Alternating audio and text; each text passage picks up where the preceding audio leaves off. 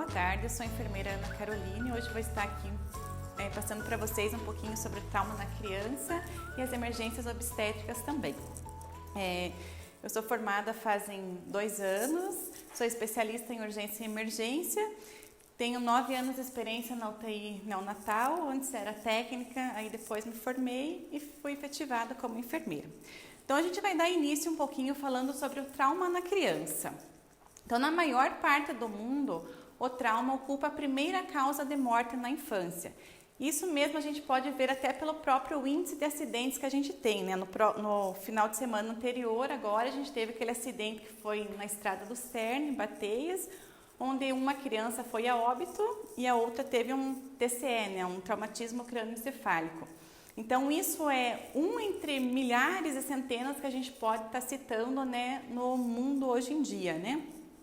E o trauma, ele mata 22 mil crianças e adolescentes por ano, sendo a primeira causa de morte entre 1 e 39 anos, né? Então, se a gente for ver esse índice, né, é lá de 2018 e agora estamos em 2021. Se lá matava 22 mil crianças por ano, vamos fazer uma base, né, agora em 2021, né? Será que esse valor continua estabilizado? Será que esse valor aumentou, né?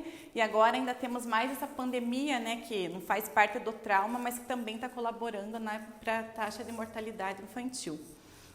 Em 80% dos casos de traumatismo crânioencefálico na criança, eles são considerados aqueles casos leves, né? Que geralmente são, principalmente naquela fase, né? Que a criança está começando a engatinhar, que está começando a andar, que muitas vezes começa a rolar, né? Cai da cama, bate com a cabeça no chão e acaba fazendo aquele TCE leve, né? Que é aquele TCE onde precisa só ficar hospitalizado, mas apenas um período de observação. Não necessita muitas vezes de uma UTI, de uma ventilação invasiva, né? São então considerados aqueles traumatismos leves, né? E o profissional, sempre que for atender essas crianças, né, ele deve ser gentil, paciente e carinhoso, procurando sempre transmitir confiança e tranquilidade. Por quê? Porque se o profissional que vai atender essa criança, ele já está estressado, ele já está nervoso em decorrência da situação, principalmente vocês, né, que são socorristas, então vocês vão pegar a pior fase, né, que é aquela fase que a mãe já está chorando, desesperada, o pai está gritando, tem um monte de gente em volta, né, então nós como profissionais da saúde, nós precisamos transmitir essa tranquilidade, né, para essas pessoas e principalmente para as crianças, porque por mais que não pareça, as crianças elas percebem muito quando a gente está tranquilo, quando a gente está calmo e a gente acaba transmitindo isso para ela e fazendo com que as crianças também fiquem um pouco mais tranquilas. E devemos lembrar também que a criança ela não deve ser tratada, né, como um adulto, né? Até porque a nossa tecnologia, hoje as coisas estão muito mudadas e a mentalidade das crianças realmente, muitas vezes, ela é uma mentalidade de adulto. Mas nós temos que lembrar que ela ainda é uma criança e deve ser tratada como tal. E as imobilizações, os curativos e os tratamentos a serem ministrados nessas crianças, quando possível, devem ser explicados previamente e feito com o máximo de cuidado, utilizando-se então de materiais de tamanho adequado, né? Então isso é uma parte muito importante também, né? Principalmente lá, a criança necessita de uma cânula de Guedel. Se eu colocar uma cânula de Guedel maior do que o tamanho que ela necessita, isso muitas vezes é causar danos para essa criança. Como se eu fizer ao contrário, né? Se for menor do que o tamanho que a criança necessita, essa cânula de Guedel não vai ser tão efetiva, né, para essa criança. Isso também acaba se enquadrando nos curativos, né? Se é uma lesão pequena, vamos fazer um curativo compatível com aquela lesão, né? Não vamos fazer um curativo para pegar todo o membro, que às vezes, muitas vezes, dependendo do material que a gente utiliza, vai acabar ocasionando mais danos para essa pele. Em vez de a gente estar ajudando, a gente vai estar contribuindo para prejudicar um pouco ainda mais, né? E os pais ou conhecidos da criança devem ficar junto à vítima, exceto nos casos em que, por desconforto emocional, atrapalhem a condução, né, do atendimento, né? Isso tanto para o pré-hospitalar como para o intra-hospitalar. A gente sabe que é um direito do familiar estar presente e acompanhar todo o procedimento que vai ser realizado, mas desde que né, não acabe atrapalhando, né, no nosso atendimento. Porque muitas vezes vai pegar uma vítima inconsciente, a criança está inconsciente, os pais acabam atrapalhando, porque eles estão nervosos, eles estão gritando, eles estão agitados, e isso acaba atrapalhando. Mas nós sabemos temos que saber nos impor, né? Olha, pai, olha, mãe, pode aguardar um pouquinho, você não está colaborando com o nosso atendimento. Não adianta a gente ficar mais estressado que os pais e tentar, né, acabar agindo de uma forma ríspida, que isso vai estar prejudicando ainda mais o nosso atendimento. E existem também as diferenças entre a criança e o adulto, né? Quais são essas diferenças então, né? Nós temos lá o tamanho e a forma, né, que se enquadra na massa corpórea. Então, a criança ela tem uma massa corporal bem reduzida comparada a nós adultos, né? O tecido adiposo dessa criança, né, também é bem menor em relacionado a nós adultos. A energia que é produzida nos órgãos próximos, né, no caso, vou dar como exemplo, estômago, pulmão, coração, ele acaba sendo bem maior do que quando nós, adultos, sofremos um trauma. A criança, ela tem uma cabeça bem maior, mas ela é proporcional ao corpo, porque isso já é da nossa própria anatomia, que nós nascemos com uma cabeça maior, mas isso vai melhorando, né, com o passar do tempo, né? E acaba então aumentando as chances de TCE. Como eu citei anteriormente lá, se o bebezinho ele está naquela fase de ficar sentado, até ele aprender a ter o próprio controle, né, o cervical ali para segurar a cabeça, muitas vezes ele acaba pendendo para o lado. E isso é em decorrência da própria cabeça do bebê, que ele é maior, né, em relação ao corpo e acaba fazendo então que o bebê sempre não consiga ter o próprio equilíbrio, né, até ele adquirir a sua própria coordenação motora. O esqueleto, né, ele tem a calcificação incompleta, por quê? Porque as crianças elas estão em fase de crescimento, né? Então, se ela nasce com os ossos todos calcificados, ela não vai crescer, né? Aí já tem alguma coisa de errado, né? Então, seus ossos têm a calcificação incompleta porque eles estão, né, naquela fase de crescimento ainda. São bem mais flexíveis, né? Então, isso acaba diminuindo uma chance de fratura. Por quê? Porque o osso ainda não está calcificado, então isso acaba ajudando também. Mas, em compensação, acaba tendo uma maior chance de lesão dos órgãos internos, né? Principalmente, ela sofreu um trauma, né? Um acidente, sofreu fratura de costelas. A chance, né, de ter uma perfuração pulmonar acaba sendo bem maior do que nós adultos. Por quê? Por causa dessa calcificação que ainda está incompleta, né? A superfície corporal, né, eles têm bem mais energia perdida do que nós adultos e a chance para uma hipotermia acaba sendo bem maior. Então, é extremamente importante que num atendimento a uma criança, um recém-nascido, procurar expor apenas o necessário, né, dessas crianças ou desses bebês. Por quê? Para que eles não percam tanta energia e acabem entrando, então, em estado de hipotermia. E o estado psicológico, né, das crianças, porque se sofre um acidente, por exemplo, um trauma, até eles superarem essa fase desse trauma, acaba muitas vezes demorando bem mais do que nós adultos. Temos os efeitos ao longo prazo, né, que são aqueles efeitos fisiológicos, né, que se sofre um trauma, um acidente, né, acaba então afetando, né, muitas vezes a alteração do seu crescimento e desenvolvimento, necessita de fisioterapia, de RPG, né, de exercícios, né, condizentes com a situação, e o estado psicológico também acaba sendo bem mais abalado do que o nosso. E lembrar sempre, né, de utilizar os equipamentos de tamanho adequado, né, apropriado para a idade da criança. As vias aéreas. No atendimento à criança traumatizada, as propriedades elas acabam sendo a mesma do que os dos adultos, né? Sendo as vias aéreas, então, a primeira prioridade junto com o controle cervical. E dependendo da condição da via aérea e do grau de consciência, poderão ser, então, utilizados métodos não invasivos, né? Como a oferta de máscara de oxigênio de 10 a 12 litros por minuto. Aí isso é o que dizem as literaturas, né? Mas se uma criança necessita de 12 litros por minuto de oxigênio numa máscara, é bem mais efetivo, né? Acabar realizando então uma intubação nessa criança, né? Com tubo orotraqueal, que vai ser bem mais efetivo do que essa máscara. Mas isso é o que as literaturas então nos indicam e é o que a gente acaba muitas vezes utilizando, né? Como referência. As condições anatômicas, então, existem diferenças nas vias aéreas da criança em relação aos adultos, né? Então, na criança, como eu falei anteriormente, a cabeça ela acaba sendo bem maior, né, mais proporcional ao corpo. Os respiradores nasais das crianças também são totalmente diferentes de nós, adultos. A laringe, ela acaba sendo mais superior e, né, mais anterior, porque ele necessita bem mais, né, de esforço do que nós adultos para respirar. A região occipital, né, que é a região aqui atrás da cabeça, né, ela acaba sendo proporcionalmente maior relacionado à nossa. A epiglote, ela acaba sendo mais cefálica, mais alongada e mais flexível. Por quê? Porque a criança ainda não tem, ela não consegue segurar, o próprio movimento da cabeça, então é necessário essa flexibilidade, As membranas da mucosa, que elas são ligadas frouxamente.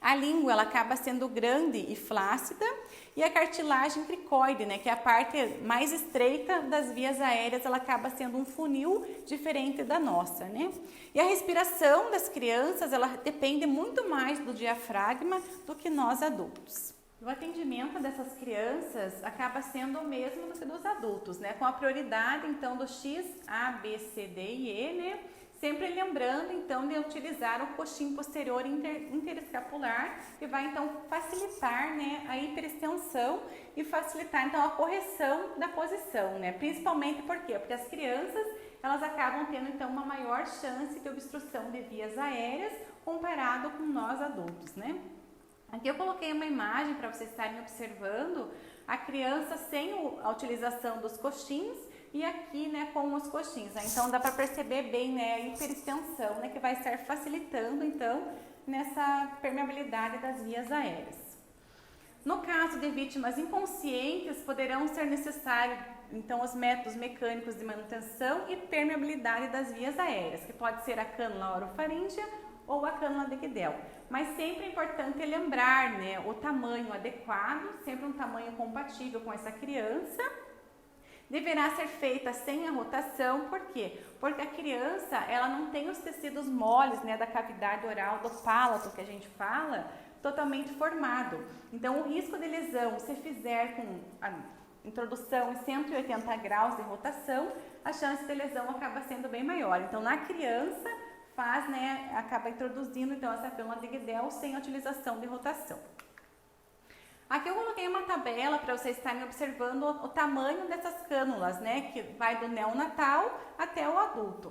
Nós aqui, no Brasil, acabamos utilizando o maior número de vezes, sempre pelos números, que vão de 0 a 0, que é lá do recém-nascido, de um bebezinho entre 1,5 kg, 2,5 kg, até o adulto, que é no tamanho 6. Já em países internacionais, acabam utilizando mais pelas cores. Aqui no Brasil, vocês podem reparar, quase vocês não vão achar a cânula de Guedel que venha com cores, mas é as numerações. Aqui eu coloquei outra imagem ilustrativa para vocês estarem vendo, aqui com as cânulas realmente ilustrativas, do 0 a 0 até o tamanho 6, que é o tamanho adulto. Aqui como que faz, a medição da cânula, que é lá do lobo da orelha, a rima labial, para daí estar sendo feita a introdução sem a rotação de 180, Aqui outra imagem do menininho, fazendo a utilização da cânula. E aqui eu coloquei uns dispositivos, que é mais utilizados, mas a nível de curiosidade de vocês, que são dispositivos de uso médico, mas que nós, profissionais da saúde, muitas vezes acabamos auxiliando, na utilização desses equipamentos, então é extremamente importante a gente ter o conhecimento também. Aqui eu coloquei um laringoscópio para vocês estarem vendo, um fio guia que muitas vezes é utilizado principalmente em adultos, quando é muito difícil a intubação, alguns médicos acabam preferindo utilizar o fio guia, que facilita, na introdução do tubo orotraqueal. Aqui eu coloquei então um tubo orotraqueal para vocês estarem observando com cuff. Em crianças a gente não usa muito cuff porque a chance de lesão acaba sendo muito grande, porque as crianças, elas comparado com os adultos, elas não param, tão quietinhas assim, Então, muitas vezes, elas mesmas acabam retirando, essa cânula. Então, quando tem cuff, a chance de lesão acaba sendo bem maior. A cricotireoidostomia, que é um procedimento que é indicado quando não se consegue, então, uma intubação traqueal e a vítima necessita de um suporte ventilatório invasivo. Mas muitas vezes, quando chega a esse caso, o paciente já está lá no hospital, que daí acaba sendo bem mais fácil e muitas vezes nem precisa, acaba tendo então uma intubação efetiva e não necessita de um método tão assim invasivo, E na criança traumatizada, sempre deverá ser ofertado oxigênio sobre máscara não reinalante, né, de 10 a 12 litros por minuto. Mas é aquilo que eu falei, né, para vocês anteriormente. Isso é o que as literaturas nos falam, nos indicam, né? Mas se for para a gente utilizar 12 litros de oxigênio numa criança, é bem mais efetivo, né, utilizar uma intubação, colocar no respirador, e até para a própria criança vai ser bem mais confortável, né, do que uma máscara com 12 litros por minuto na sua face. Aqui eu coloquei uma imagem para vocês estarem vendo, né, de uma cricotiroidostomia, como que ela é realizada. Aqui vocês podem até observar, né, que foi feita dentro de uma própria ambulância, né, porque tem até a tábua ali, só mesmo a nível de curiosidade. A ventilação, quando a criança, né, quando necessário, deverão ser ventiladas com uma frequência de 40 respirações por minuto no recém-nascido e de 20 respirações por minuto em crianças maiores. Então, isso é extremamente importante a gente ter conhecimento. Se é uma criança que está em ventilação invasiva, né, com tubo orotraqueal, é extremamente importante a gente saber quantas ventilações a gente vai realizar. Por quê? Porque se um recém-nascido, eu devo realizar 40, né, uma frequência de 40 ventilações respiratórias para essa criança, eu utilizo 90, o que eu acabo fazendo com o pulmão dessa criança? Acaba explodindo, né, fazendo muitas vezes um pneumotórax. Então, muitas vezes eu acabo ocasionando mais danos para essa criança do que benefícios, né? Então, é extremamente importante eu saber, né, a força que eu vou estar utilizando e a quantidade de pressões, né, respiratórias para não ocasionar mais danos para essa criança. A quantidade de ar a ser insuflada é o suficiente para demonstrar, então, a expansibilidade pulmonar. Então, se a criança está, né, com uma intubação adequada, eu vou conseguir ver, né, a expansão torácica dela e, dessa forma, estar controlando, né, a frequência respiratória através do bambu. Usar de preferência o sistema bolsa-válvula-máscara de tamanho adequado para evitar o risco do barotrauma, né? Então, o ambu que é utilizado em um recém-nascido, em uma criança, o tamanho é totalmente diferente dos adultos. Também com a própria pressão, né, que eu vou estar exercendo nesse ambu. Então, é extremamente importante eu saber, né, ter conhecimento dos equipamentos que eu estou trabalhando. Eu coloquei uma imagem de uma criança com uma máscara não reinalante. E aqui é a forma correta, né, de como se segura o ambu. Então, se segura na forma de C na face, lá na máscara, né, e em forma de E no queixo, né, sempre lembrando de elevar o mento para que essa expansão, né, seja efetiva. O choque. Então, o choque ele se manifesta na criança mais tardiamente, pois ela apresenta maior reserva fisiológica quando comparada à população adulta. Então, a criança realmente ela tem essa maior reserva fisiológica. Podemos ver, comparar uma criança com um adulto relacionado quando eles pegou um resfriado, por exemplo. A criança ela acaba se recuperando bem mais rápido do que os adultos. Por quê? Porque essa reserva fisiológica que ela tem acaba sendo bem maior. Os sinais precoces de choque, que são os mesmos do que do adulto, então são taquicardia, a má perfusão periférica, o enchimento capilar ele acaba sendo acima, né, de 2 segundos, que o normal é abaixo de 2 segundos, podendo apresentar ainda hipotermia, palidez e cianose. O choque, então, ele é considerado descompensado quando apresenta, né, os sinais associados citados acima à hipotensão arterial. Então, o choque descompensado ele acaba sendo o segundo estágio de choque, quando a pressão ela começa a cair e o sangue ele começa a voltar, né, para os órgãos vitais, a fim de permanecer esses órgãos ainda saudáveis, né, coração, cérebro. Então, esse é o considerado choque descompensado. Essa se manifesta após a perda de pelo menos 30% da volemia. Lembrando, se a criança perdeu 30% da volemia, a criança tem um total, né, de volume sanguíneo de 80 ml por quilograma. A reposição volêmica, então a gente necessita de 2 acessos de grosso calibre, que muitas vezes a criança está em choque ou até mesmo um adulto é muito difícil de conseguir uma função periférica, mas é extremamente importante e extremamente necessário. Aí se utiliza então infusão em bolos, né, de riquer lactato ou de soro fisiológico 20 ml por quilograma. A gente tem como essa referência de 20 ml por quilograma, que é o que as literaturas nos indicam. Mas muitas vezes quem nos fala é o próprio médico, o plantonista que está ali, que vai nos indicar quantas ml, a quantidade dessa infusão que vai ser realizada. Se após essas 3 tentativas ou os 90 segundos de conseguir um acesso venoso periférico, este não for possível e a vítima encontrar-se em choque, temos como opções. Então, se a gente for analisar, 90 segundos é quase que impossível, né? A gente consegue funcionar, mas se uma criança está em choque com 90 segundos, acaba sendo bem mais difícil a gente conseguir funcionar, né? Então, a gente tem como outras opções, né? Em crianças maiores de 6 anos, uma punção intraóssea, que aí não se é muito utilizado, a gente não se vê muito utilizar, até porque o próprio dispositivo, né, para realizar essa punção intraóssea, ele é muito caro e é uma punção que ela pode ficar apenas 24 horas no paciente, né? E sem contar, né, o índice de infecção, né, que acaba sendo muito grande, né? Então, muitas vezes acaba não sendo utilizado. E em crianças menores de 6 anos, uma flebotomia. Mas uma flebotomia para se realizar, né, no pré-hospitalar acaba sendo muito difícil, então é imprescindível, né, um atendimento rápido, ser encaminhado essa criança o mais depressa possível para um pronto-socorro, para que esse atendimento seja, né, efetivo e essa criança não acabe sofrendo mais danos ainda. Aqui eu coloquei para vocês uma imagem, né, do dispositivo que é utilizado para a punção intraóssea. Essa punção ela é realizada pelo médico e o enfermeiro, se ele for capacitado, ele pode também estar realizando.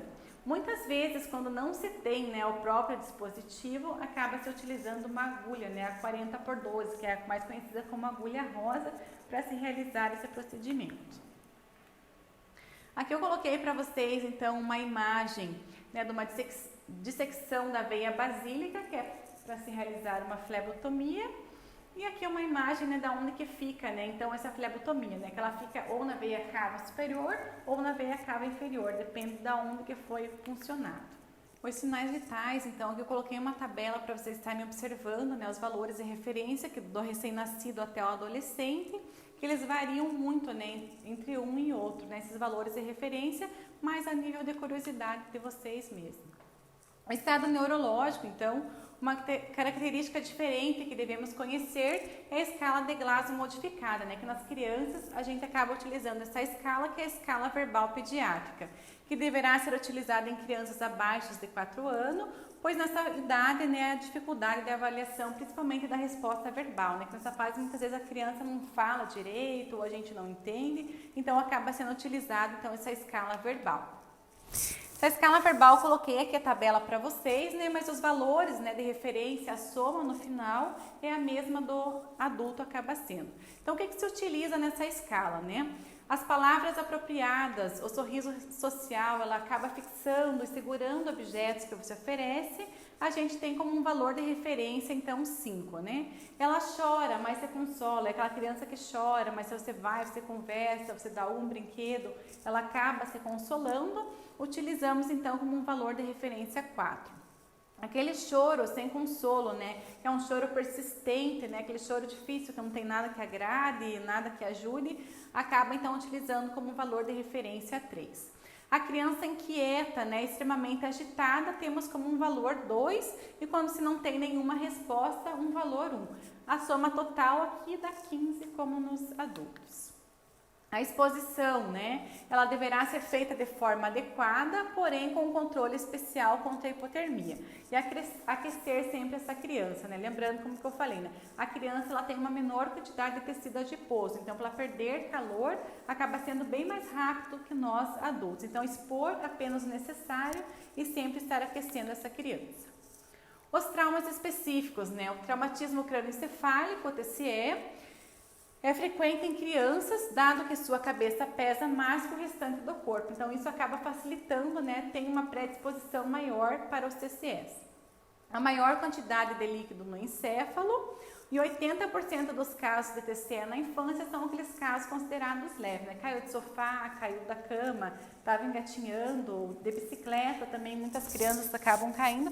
E esses TCEs estão sendo considerados aqueles leves, né? Que não necessita de hospitalização, mas apenas de observação, de 24 horas, depois é dado alto para casa, não é necessário, né, uma UTI, uma monitorização, né, mais efetiva. Então, são considerados os TCEs leves. Cuidar com hemorragias de vaso do couro cabeludo, lembrando que o nosso couro cabeludo ele é muito vascularizado, né? Então, se tem uma lesão, né, ali, é extremamente importante fazer esse controle de hemorragias, né? E em crianças pequenas pode levar uma pena sanguínea importante e acabar levando a um estado de choque muito rápido comparado a nós adultos. As fraturas de crânio, né? Temos como uma fratura linear, que é só quando, podemos usar como exemplo, só quando trinca, né, o próprio crânio. A fratura cominuta, né, que é quando ela acaba trincando, né, e espedaçando. E a fratura com afundamento de crânio, né, que daí tem um afundamento, muitas vezes tem exposição, né, de massa encefálica, né, acaba tendo vários fragmentos desse crânio, então seria as fraturas, né, com afundamento de crânio. Após o TCE, manifestações de vômito e convulsão, excetos, né, de repetição, eles são muito comuns na criança, só que desde que ele não seja repetido, né? Se for de repetição, aí já precisa se observar, né? E acabar realizando exames mais complementares para ver o que está ocasionando esses vômitos e essa convulsão. E a escala de Glasgow modificada. O trauma torácico, então a caixa torácica da criança, ela é extremamente complacente nela, porque eu falei lá nos primeiros slides, né, o osso das crianças, esses ossos não estão ossificados, né, então ela tem, né, ela acaba tendo um movimento da caixa torácica melhor comparado nós adultos, né, e muitas vezes acaba resultando então em menos lesões de estruturas do tórax, como por exemplo o pulmão, né. Mas ainda existem os riscos das lesões pulmonares, como a contusão pulmonar, pneumotórax e o hemotórax. Aí necessita de uma hospitalização, muitas vezes um dreno de tórax, uso de medicamentos, né, para tentar reverter esse quadro. E o risco de mortalidade ele aumenta com o número das costelas, né, fraturadas, como nós adultos, né, quanto maior o número de costelas fraturadas, né, o risco, né, acaba sendo bem maior da mortalidade. E ao transportar um doente pediátrico que tenha sofrido lesões torácicas contusas, né, de alto impacto, é extremamente importante, né, estar monitorando esse ritmo cardíaco, essa frequência respiratória, né, e fazer, né, um transporte imediato para um pré-atendimento. Itens chaves no tratamento do trauma torácico, atenção especial à ventilação, né, se o tórax está expandindo, se essa criança não fez, né, uma apneia muitas vezes, a oxigenação e o transporte rápido para a unidade de tratamento adequado. Os traumas abdominais, né, que são as lesões contusas, que elas são aquelas lesões mais comuns, palpar delicadamente o abdômen, acalmando a criança para conseguir uma boa avaliação, né? Essa que é a parte mais difícil, né? Você acalmar uma criança que sofreu um trauma, mas é extremamente importante a nossa avaliação, né? Será que esse abdômen não está rígido? Será que esse abdômen não está distendido, né? Então é extremamente essa avaliação, por mais que não seja tão efetiva, mas é extremamente importante a gente estar realizando. Se haver a distensão gástrica, então é necessário, né, a passagem de uma sonda nasogástrica, mas que isso acaba sendo realizado mais então na parte intra-hospitalar do que no pré-hospitalar. As lesões de medula espinhal, então, elas são menos frequentes do que na população adulta, devido às modificações anatomofisiológicas, né, que poderão ocorrer lesões da medula óssea, mas sem aquelas lesões, né, alterações associadas. É importante valorizar o mecanismo do trauma e sempre manter a mobilização cervical adequada, né? Então, quando você chega para atender essa vítima de trauma, essa criança, sempre estar avaliando, né, esse mecanismo do trauma. Será que essa criança foi ejetada para fora do carro? Será que ela estava fazendo o uso correto da cadeirinha? Então, essa parte é extremamente importante no atendimento pré-hospitalar. Os traumas de extremidade, então, devido à maior flexibilidade e elasticidade do esqueleto, né, dessas crianças, as fraturas elas são bem mais frequentes, né, encontradas, e elas costumam ser aquelas fraturas incompletas, né, que a gente fala. Por quê? Devido ao relacionado a essa calcificação dessas crianças, né? Então não tem aquela fratura com ossos expostos, né, que é o que a gente costuma chamar, né, de fratura de galho verde, né, que são aquelas fraturas sem grandes deformidades. Agora a gente vai entrar um pouquinho então para falar das emergências obstétricas e o trauma na gestante também. Qual que é a importância, né, do atendimento pré-hospitalar para essa gestante? Então, a gestação, ela corresponde a um período que vai desde a fecundação até o período do pós-parto, né, que chamamos de puerpério, né, mais conhecido como a dieta, os 40 dias, né. E essa gestação, então, ela compreende o período desde o pré-natal, o trabalho de parto, o parto propriamente dito, seja uma cesárea, um parto normal, da forma que for, né, e o puerpério. Temos as estruturas, né, que elas são próprias da gravidez, né, que são o saco amniótico, que vai ser o saco que vai estar, né, acolhendo o bebezinho, né, cheio de líquido, para que, se a mãe sofrer algum trauma, né, esse impacto não seja não cause danos para o bebê. Então, essa é a função, né, do líquido amniótico, né, a proteção. A placenta, né, que vai lá desde o grau 1 até o grau 3, né, existem aqueles amadurecimentos de placenta prévia, né, a placenta amadureceu antes do tempo, que muitas mães acabam relatando, né. Aí muitas vezes necessita, né, de uma cesárea de emergência, de um parto de emergência, por quê? Porque essa criança já está entrando em sofrimento fetal, né. O cordão umbilical e o líquido amniótico que eu já vinha relatando. Qual que é a importância, então, né, desse pré-natal, né? Então, uma atenção pré-natal e puerperal de qualidade e humanizada é fundamental para a saúde tanto materna como neonatal. Para sua humanização e qualificação faz necessário, né, construir um novo olhar sobre o processo de saúde e doença. Procurar saber, né, quais são as condições dessa mãe, ela tem condição de manter uma alimentação adequada, ela tem condição de transporte até um posto de saúde, ela vai conseguir fazer o acompanhamento dessa gestação até o final, ela tem abortos anteriores, né? Ela tem gestações anteriores, então tudo isso acaba, né, cabe a nós como profissionais da saúde. E o principal objetivo da atenção ao pré-natal e puerpério é acolher a mulher desde o início até o final dessa gestação, né? Assegurando no fim, né, um parto, né, saudável, adequado, que a mãe se sinta bem, o bebê nasça saudável, né? Então é extremamente, né, essa a importância, né, o principal objetivo de um pré-natal. E a grávida, né, ela deve ser orientada a procurar o quanto antes assistência pré-natal, esclarecendo a importância das consultas, devendo seguir as recomendações e realizar os exames complementares necessários, né? Então, quanto antes a gestante, né, der início ao seu pré-natal, as chances dessa gestação, né, ser considerada uma gestação de alto risco ou a mãe sofrer algum aborto acaba diminuindo, né, comparada, né, quanto antes ela se iniciou esse pré-natal, podemos dizer assim, né? Porque se a mãe tem uma infecção urinária não tratada, as chances de ser um parto prematuro, o bebê necessitar de uma UTI, acaba sendo então bem maior do que aquela, né, que a mãe tem faz as consultas mensais, faz um pré-natal bem certinho, adequado.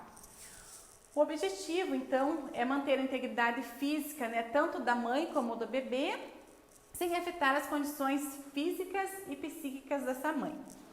A realização no mínimo de 6 consultas de pré-natal, sendo preferencialmente uma no primeiro trimestre, né, que são os primeiros 3 meses de gestação, 2 no segundo trimestre e 3 no terceiro trimestre de gestação. Isso é o que o SUS nos dispõe, né? Mas se a mãe tem um convênio particular, acaba sendo diferenciada essas consultas. Se é uma gestante de alto risco, as consultas também precisam ser semanalmente, mensalmente, né? Aí depende muito de cada gestação e de cada caso. Os objetivos básicos do pré-natal, então, é preparar a mulher para a maternidade, estar instruindo elas, né, sobre o parto, sobre a puericultura, se ela for ter um parto normal, um parto cesárea, né, quais que são, né, essas vantagens, desvantagens e esses benefícios também, né. Orientar sobre os hábitos de vida, né, higiene no pré-natal é extremamente importante, né, aquelas mães que não têm uma higiene adequada, a chance dela ter uma infecção urinária, por exemplo, ter esse parto prematuro ou até mesmo um aborto, acaba aumentando muito comparada com aquela mãe que tem uma higiene adequada. Evitar o uso de medicações ou medidas que possam prejudicar o feto, né, lembrando que medicações só com indicações médicas, né, não tomar medicação por conta, porque isso, dependendo da medicação, acaba atravessando a barreira transplacentária, né, e acaba indo tudo para o bebê, né, para o feto, e isso acaba, então, ocasionando malefícios para esse feto. Tratar os pequenos distúrbios habituais da gravidez, fazer a profilaxia, diagnóstico e tratamento de doenças próprias da gestação ou delas intercorrentes, e orientar, né, psicologicamente essa gestante. O pré-natal, né, tem o calendário de consultas, né, que são as consultas mensais até 32 semanas de gestação e quinzenais até a 36ª semana, né, e após ela acaba sendo semanalmente.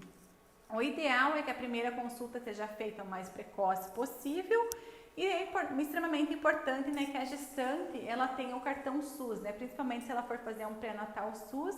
Hoje em dia eles só fazem, seja uma cesárea ou um parto normal, dependendo da mãe, se a gestante tiver o cartão SUS, né, que daí inclui, né, ela no próprio banco do SUS.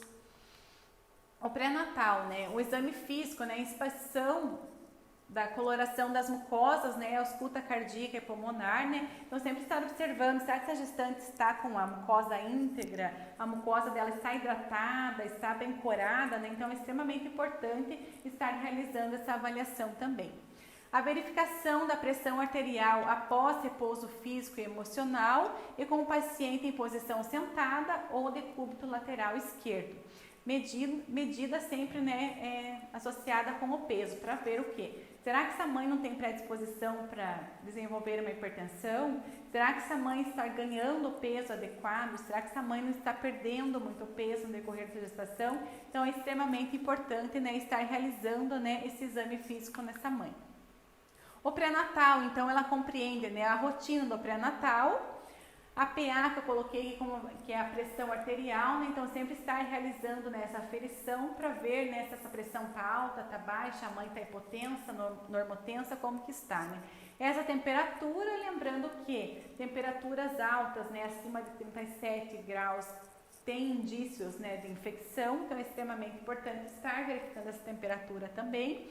O peso dessa mãe, a altura uterina, né? Será que essa barriga dessa gestante ela está crescendo de uma forma adequada, compatível com as semanas de gestação que ela se encontra?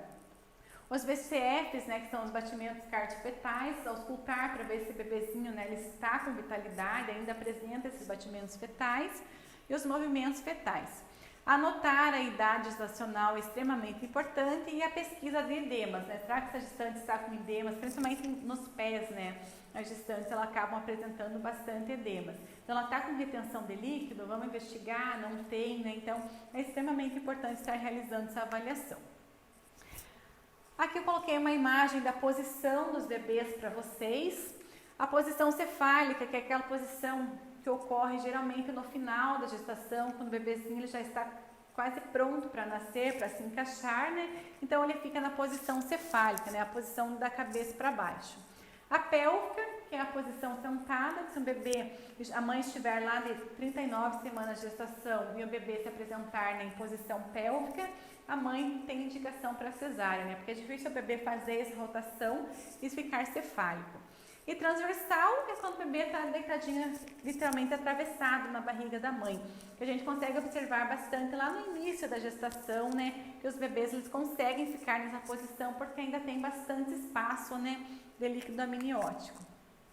Eu coloquei uma imagem de como que é realizada, então, a medida, né, uterina para vocês, que vai lá da sínfise púbica, aí vai apalpar, né, até sentir o final do útero. E é realizada com uma fita métrica, é extremamente importante estar anotando, né, na carteirinha da gestante. Eu coloquei uma imagem de parto para vocês, aqui um parto normal e aqui um parto cesáreo. O atendimento a gestantes, né, no pré-hospitalar, se vocês forem atender uma gestante, é necessário que vocês conheçam algumas terminologias que são utilizadas, umas nomenclaturas, né? Então, gesta, ela é utilizada para o número total de gestações até atual. Então, se essa mãe teve 2 gestações anteriores com a atual, a gente utiliza, né, gesta para se referir a essas gestações que ela teve.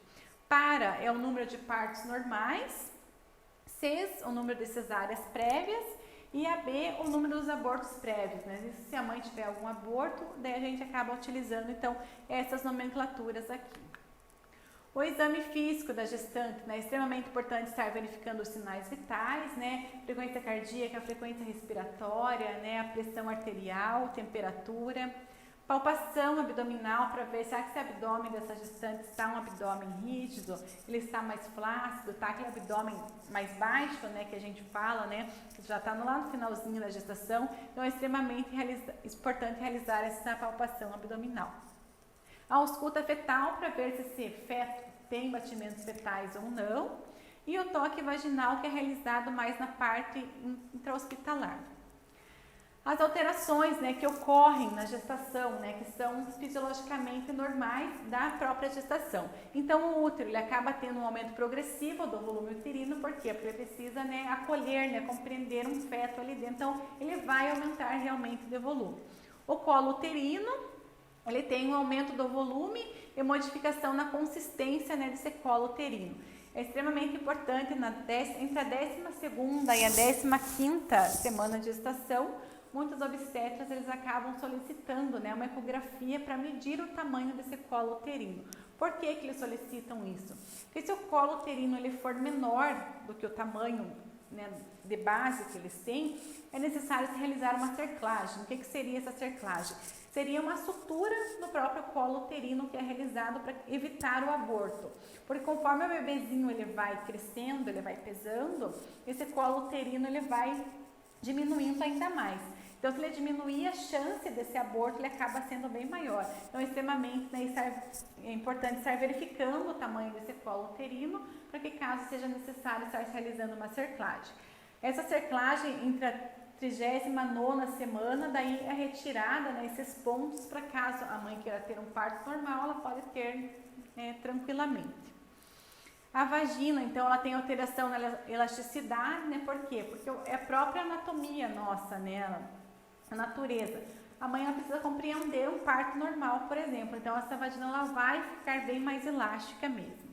O aumento de secreção e da acidez do meio vaginal também acaba aumentando para que dessa forma se evite, né, as infecções que podem ser decorrentes da própria gestação.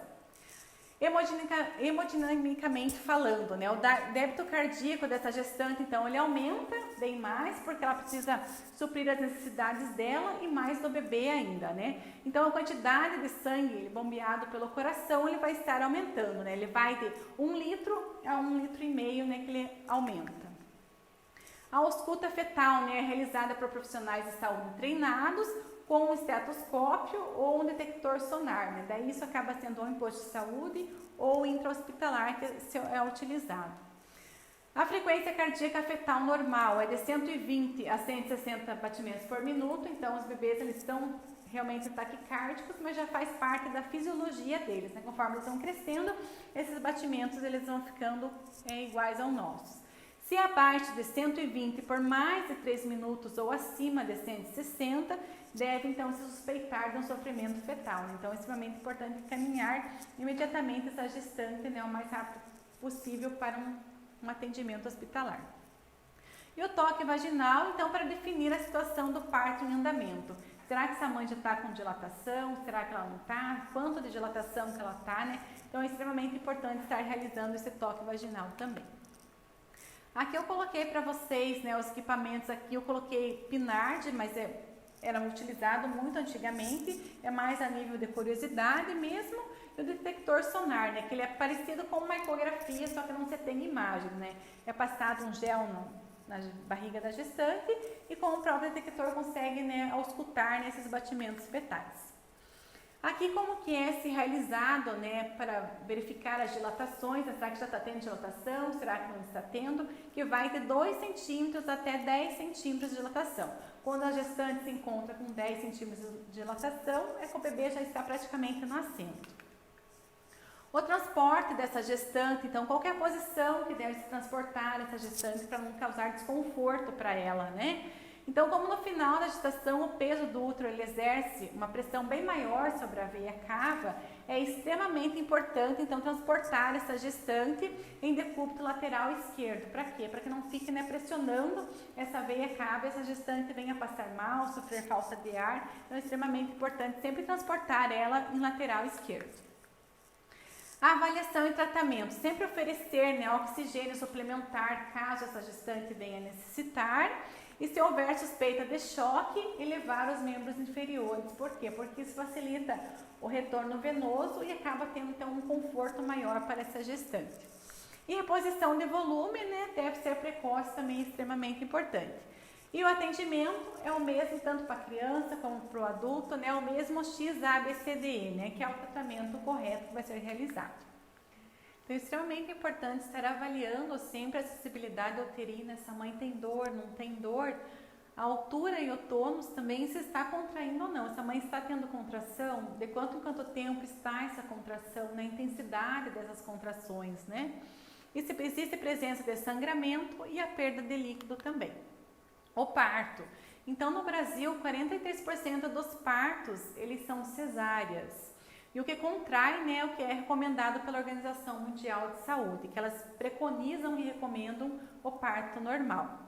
A cesariana ela deveria ocorrer em apenas 15% dos casos, caso o procedimento natural represente risco tanto para a mãe quanto para o bebê. Mas a gente sabe que não é isso que ocorre hoje em dia, né? A mãe, se ela tem possibilidade e as chances de fazer uma cesárea, ela vai optar por fazer uma cesárea, né? Não sente dor, marca a hora, vai e faz, né?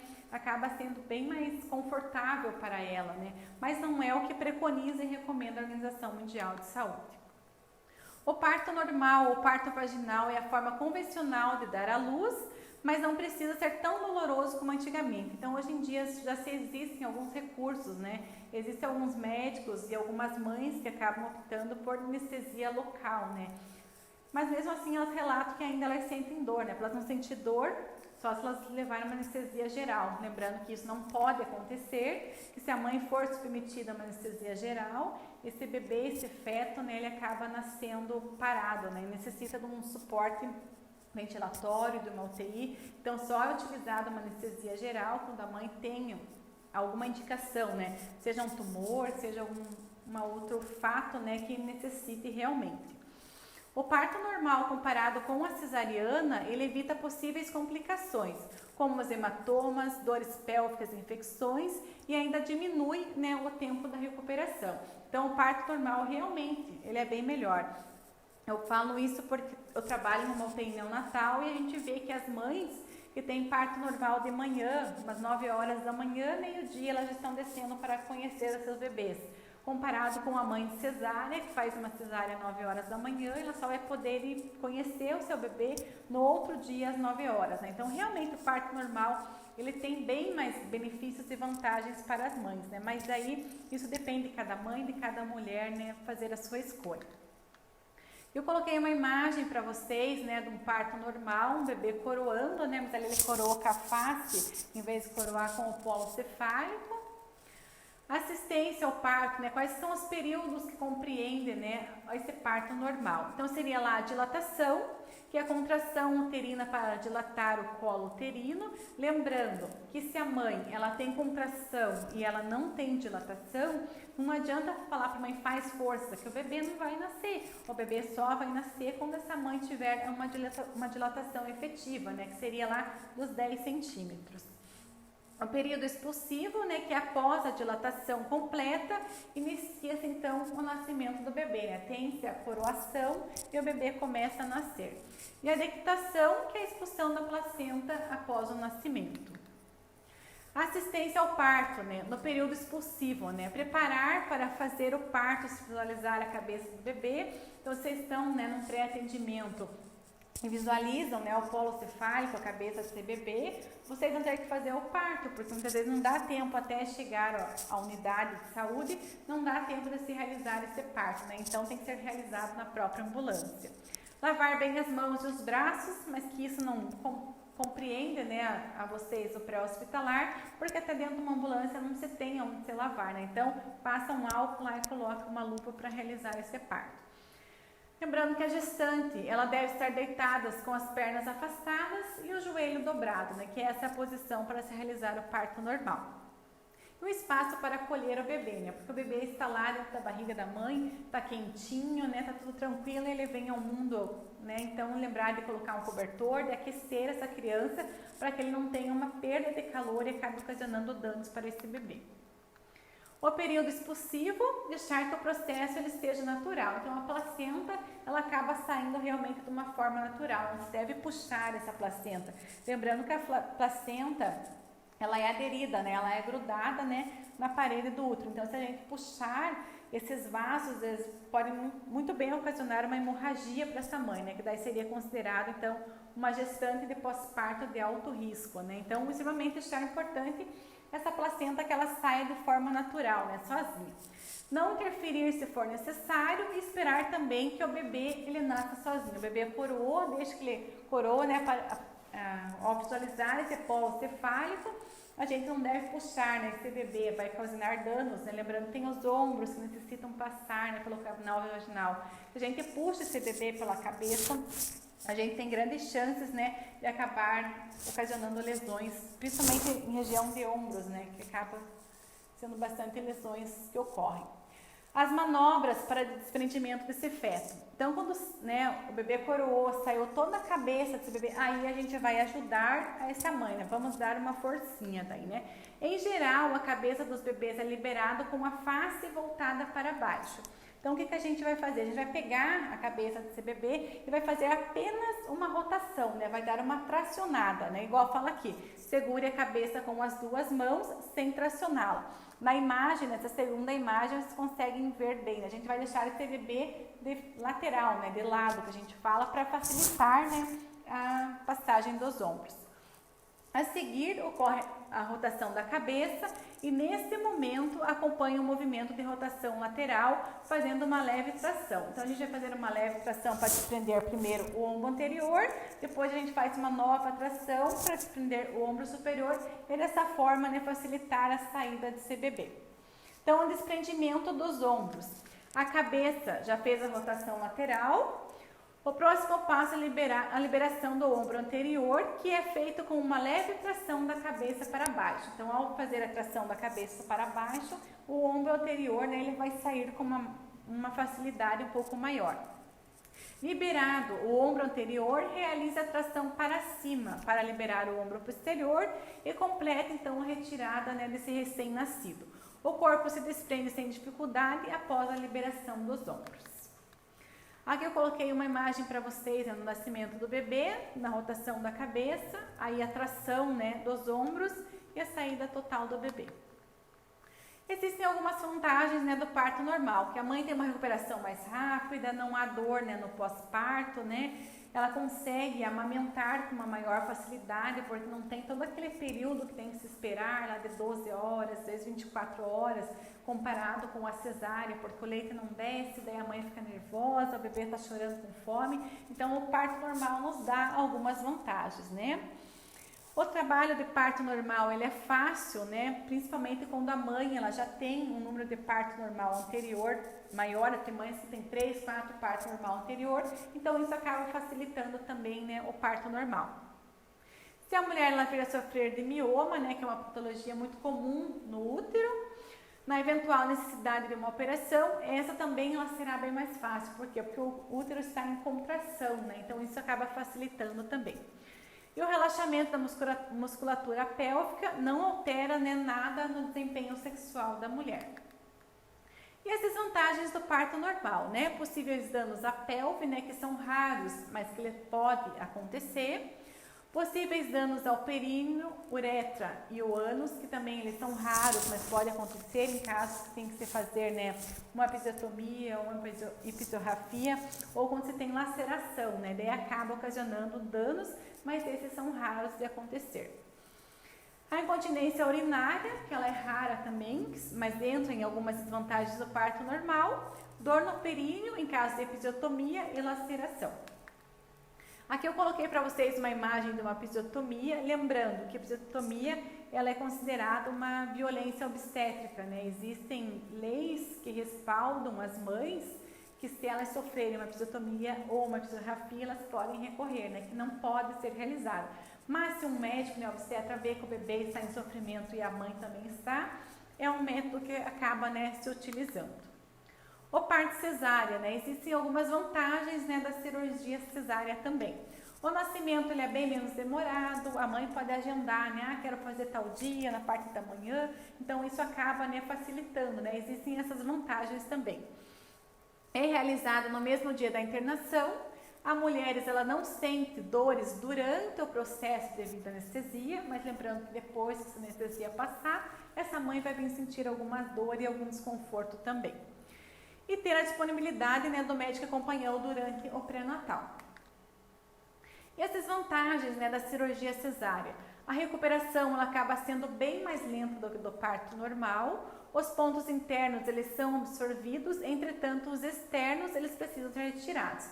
Mas agora ainda o SUS, em algumas vezes, eles utilizam, né, o ponto, né, a sutura com fio ainda. Mas na maioria dos casos acaba sendo colado, que a gente fala, aí não necessita, né, da retirada desses pontos. Porque o próprio organismo absorve os pontos internos e os externos, né, não tem, porque essa pele é colada.